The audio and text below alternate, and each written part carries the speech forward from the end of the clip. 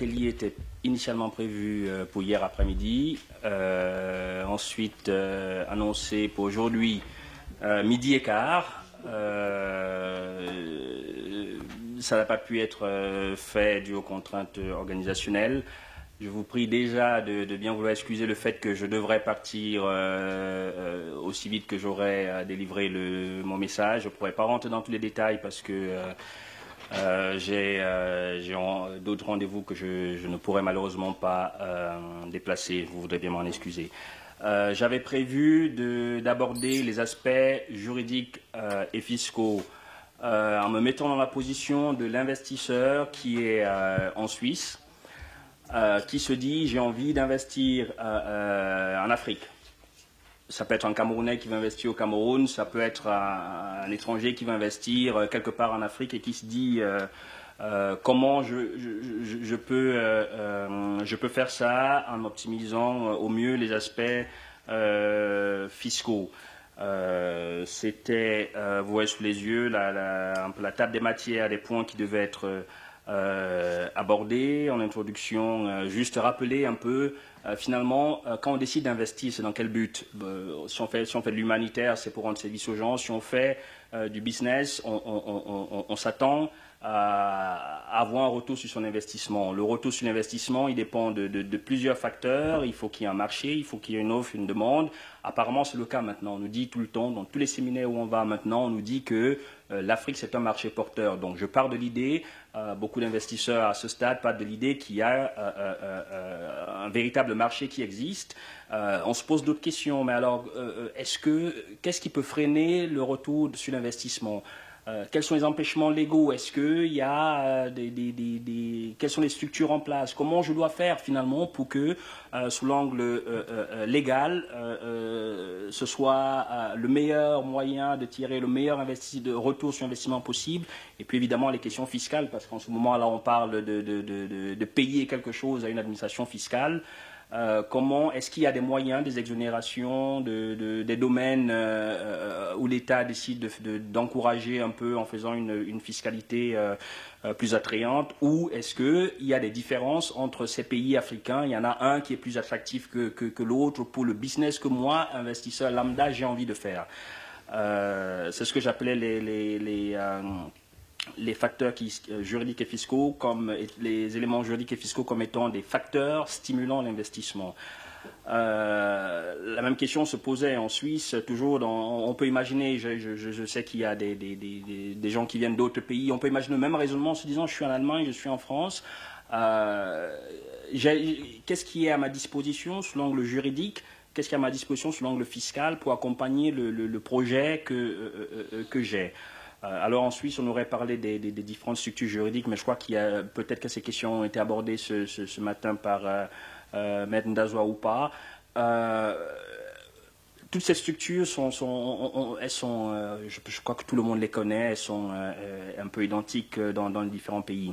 Le seul élément qui pourrait être important à rappeler ici, c'est la possibilité d'avoir en Suisse une succursale de société étrangère, c'est-à-dire que j'ai ma SA, ma SARL basée au Cameroun, j'ai bien envie d'avoir un pied-à-terre en Suisse, je n'ai peut-être pas envie d'investir dans une SA ou les moyens d'investir dans une SA parce qu'on verra plus bas le montant du capital. Ça peut dissuader certains. Une SA, il faut avoir au moins 100 000 francs de capital action. Ça peut paraître beaucoup pour un business qui commence. J'ai déjà quelque chose, une SARL au Cameroun avec un capital d'1 million de francs. 100 000 francs suisses. J'ai déjà ma SRL au Cameroun avec le capital d'1 million. J'ai envie, au travers de cette SRL, de déployer des activités en étant basé en Suisse.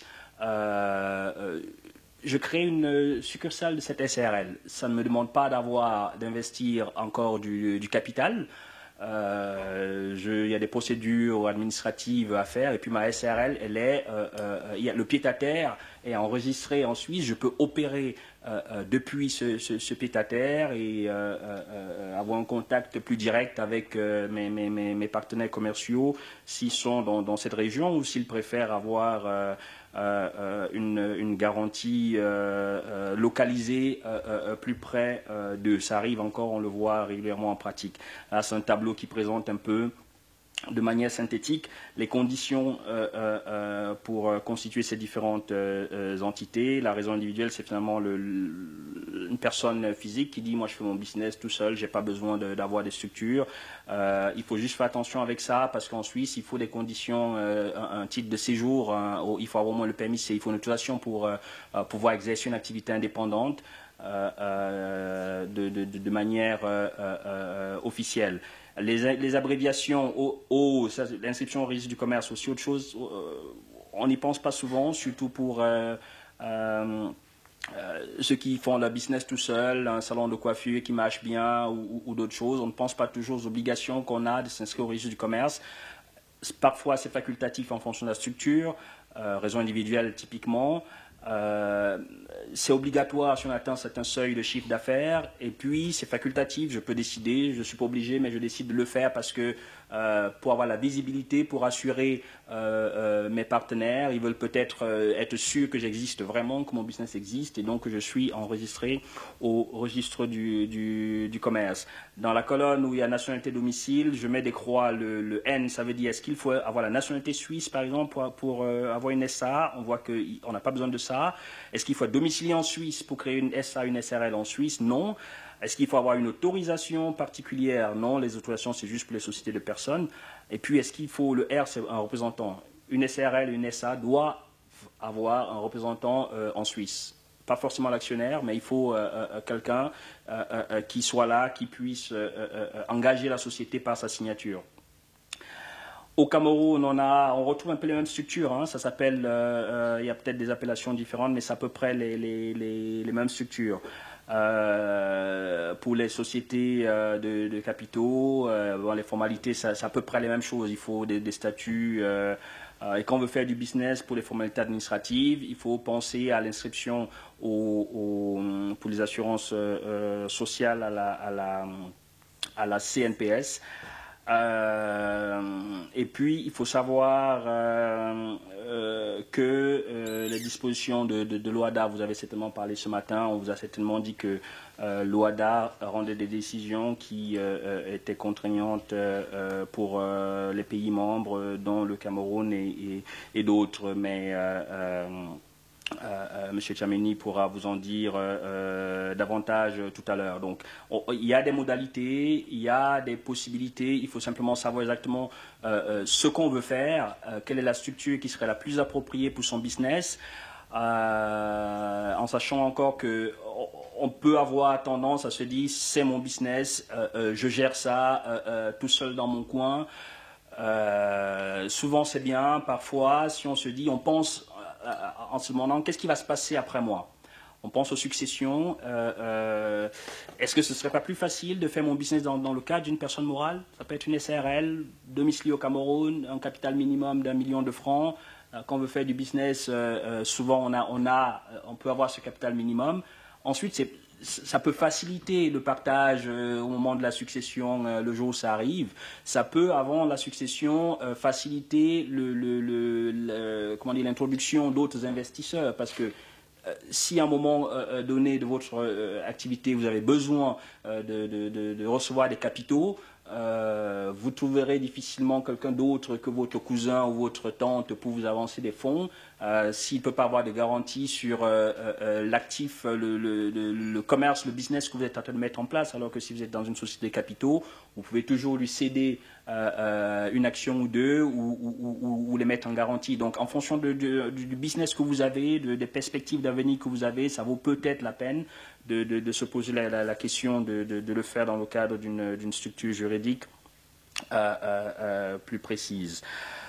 Les aspects fiscaux en Suisse, bon, beaucoup savent maintenant hein, que en Suisse, du fait de la configuration du pays, qui est un État fédéral, on a plusieurs niveaux de prélèvement de l'imposition. On a un impôt fédéral, on appelle impôt fédéral direct, qui est prélevé sur le bénéfice, et uniquement le bénéfice, pas le capital des entreprises au moment où elles fonctionnent.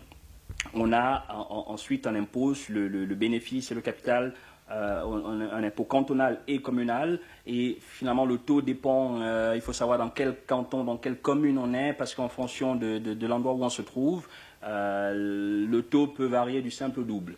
Donc là aussi, si on pense à cet aspect, si on veut optimiser son business, il faut se poser, ça peut être utile de se poser la question de savoir assez tôt où est-ce que je veux domicilier ça, parce que fiscalement, ça peut changer l'ardoise. Au niveau de l'imposition, si on fait comme indépendant, bon, il faut savoir simplement qu'on va prendre le bénéfice, on va déduire certaines charges, mais c'est à peu près la même chose hein, dans les différentes juridictions. Et puis les taux d'imposition, le taux maximum pour une personne physique à Genève qui n'a pas d'enfant, un célibataire, sans enfant, on serait autour des 41% en fonction du bénéfice réalisé. Pour les personnes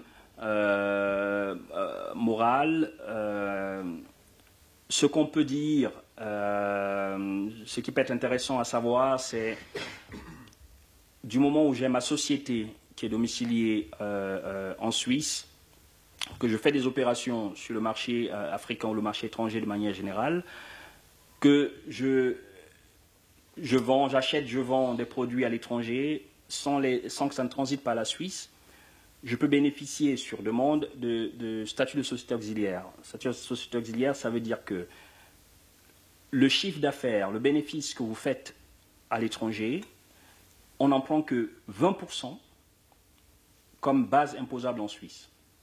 Au lieu du 100%, on prendra juste 20% en se disant, l'idée c'est de se dire, vous êtes déjà imposé, vous devriez être fiscalisé à l'étranger pour les activités que vous déployez à l'étranger. Donc on part de l'idée que nous en Suisse, finalement vous avez très peu d'activités commerciales en Suisse, vous avez un bureau, en réalité vous ne faites pas grand chose en Suisse, donc il n'y a pas de raison qu'on vous taxe lourdement en Suisse.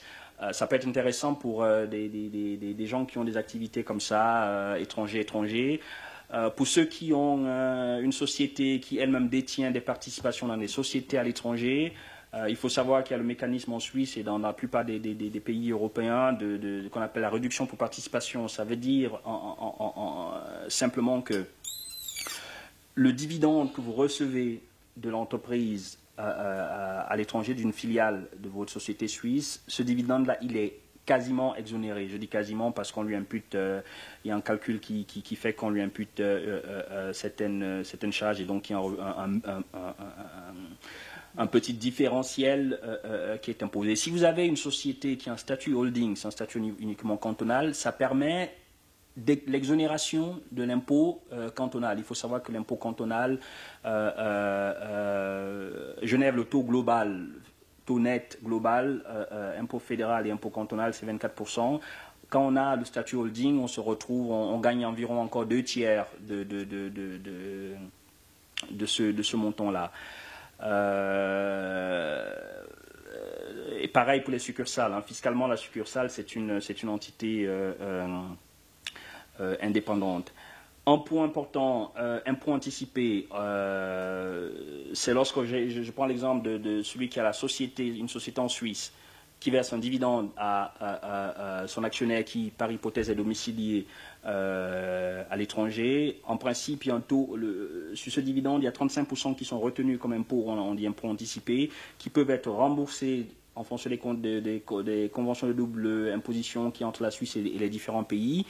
On sait qu'il n'y a pas de convention de double imposition entre la Suisse et le Cameroun.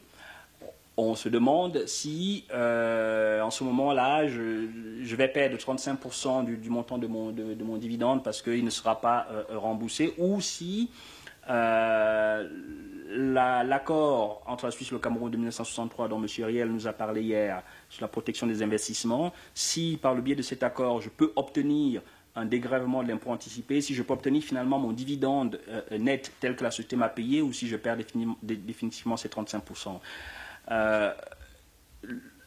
Cette question-là est compte tenu de l'importance du montant, sachant que si j'ai ma société en Suisse, que je vis en Suisse, les 35% je les récupère, c'est un montant important qui fait que le conseil, la recommandation qu'on peut faire de manière générale, c'est de dire, pour ceux qui décident au Cameroun, il faudrait peut-être qu'on pense à signer plus de conventions fiscales avec les différents pays où se trouvent les investisseurs potentiels pour réduire cette charge-là, parce que finalement, la société elle produit un bénéfice qui est déjà imposé, on a dit 24% maintenant en Suisse. Ensuite, le résiduel qui reste, elle veut distribuer à son actionnaire qui est à l'étranger, on prélève encore 35%. Et parfois, quand le solde arrive chez l'actionnaire, il a encore un impôt qui est prélevé au niveau du bénéfice. Finalement, vous gagnez 100 et peut-être qu'à la fin, il vous restera, en fonction des pays dans lesquels vous êtes, il vous restera en réalité 20 dans la main. 20, c'est rien, mais si vous avez un pays qui vous donne la possibilité d'obtenir plus en bout de course, peut-être que vous aurez envie d'organiser votre business différemment. On peut parler encore des exonérations, c'est surtout, là c'est maintenant pour les organismes à but non lucratif, des associations, les fondations. Il faut savoir qu'il y a la possibilité d'obtenir des exonérations fiscales aux conditions qui sont là. Ils sont assez stricts quand on a une association, une fondation en Suisse qui fait du business à l'étranger, parce qu'ils ont toujours la crainte que finalement l'argent serve à autre chose que le but annoncé. Donc si on peut démontrer année après année que concrètement les réalisations sont dans un but humanitaire, que ça profite à un cercle de personnes plus élargi que simplement la famille, on peut obtenir l'exonération fiscale de l'entité. Exonération fiscale, c'est quelque chose, c'est un point positif. Le deuxième point positif, c'est finalement que quand vous avez dit aux gens, j'ai créé une association, j'ai créé une fondation, on récolte les dons, les gens seraient peut-être encore plus intéressés de vous apporter les dons si vous êtes exonéré, parce qu'en ce moment-là, le don que je fais à votre association ou les fonds que je verse à votre fondation, moi, personne physique ou entreprise, je peux les déduire de mon propre revenu imposable. Je suis plus encouragé encore à vous donner si je sais que, premièrement, ça va servir à ceux qui en ont plus besoin que moi, et dans un deuxième temps, je peux, moi, déduire ce montant-là de mes revenus imposables et donc payer moins d'impôts. Alors que si vous n'êtes pas exonéré, ce que je vous verse, c'est comme si je l'avais mis dans une poubelle ou si j'avais investi dans un repas. Ça se fait sur demande, hein. C'est pas simplement de dire, on entend beaucoup de gens dire, ah non, on est dans le but non lucratif, donc on ne doit pas être imposé. Non, c'est pas comme ça que ça marche. Vous devez approcher l'administration fiscale, expliquer votre projet, demander à être exonéré et vous recevez une décision d'exonération. Si vous ne le faites pas, un jour ou l'autre, vous serez victime d'un contrôle fiscal et les premiers effets qu'on voit chez des clients qui ont un contrôle fiscal, en général, ils prennent les cheveux blancs dans les minutes qui suivent, parce que c'est assez stressant et surtout qu'on voit les conséquences que ça peut avoir. Là, on a la liste le réseau de conventions fiscales de la Suisse avec les pays africains. On ne peut pas mettre tous les pays, mais on voit un peu les pays avec lesquels la Suisse a déjà des conventions de double imposition. On voit comment sont traités les dividendes, on voit comment sont traités les intérêts, les redevances. Le Cameroun n'est pas sur cette liste parce que, comme je l'ai dit tout à l'heure, il n'y a pas de convention fiscale entre la Suisse et le Cameroun. La fiscalité directement au Cameroun, on peut... Il y a la fiscalité des personnes physiques, les entreprises. On peut parler de ce qui se passe quand je reçois un dividende depuis le Cameroun. On peut parler de la TVA. ceux qui ont vu le Code général des impôts au Cameroun savent, voient un peu l'ampleur de ce qu'il y a. Il y a vraiment, on peut en parler pendant des jours. Il y a beaucoup de points qui seraient intéressants à analyser. Ce qu'on peut dire dans le peu de temps qui me reste avant de vous quitter précipitamment, ce qu'on peut dire, c'est que le taux d'imposition des entreprises, le 35% plus 10%, 10% de l'impôt, hein, donc ce n'est pas 10% comme taux. On n'arrive pas à 45%, mais on a 38,5%. C'est le taux d'imposition des entreprises au Cameroun. Est-ce que le taux est élevé? Est-ce qu'il est bas? C'est pas une question qui est abordée qu'on peut aborder dans le cadre de cet atelier. Au niveau du mode de prélèvement de l'impôt, ça dépend finalement du type d'entreprise. Je dis entreprise de manière générale en incluant les personnes physiques qui font du business. Il y en a qui sont assujettis à ce qu'on appelle l'impôt libératoire. Ça dépend du montant du chiffre d'affaires annuel, et puis il y a des obligations particulières par rapport à ça. Il y a des sociétés qui sont au régime simplifié d'imposition. Ça dépend aussi, là aussi du chiffre d'affaires. Et puis le régime réel.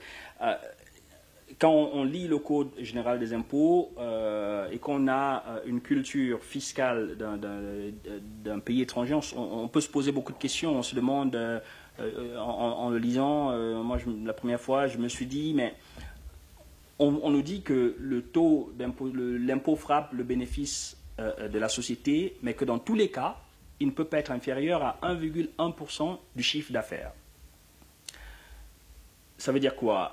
Comment je dois comprendre ça? Est-ce que si ma société fait des pertes, je dois quand même payer un impôt correspondant au minimum à 1,1% du chiffre d'affaires ou pas?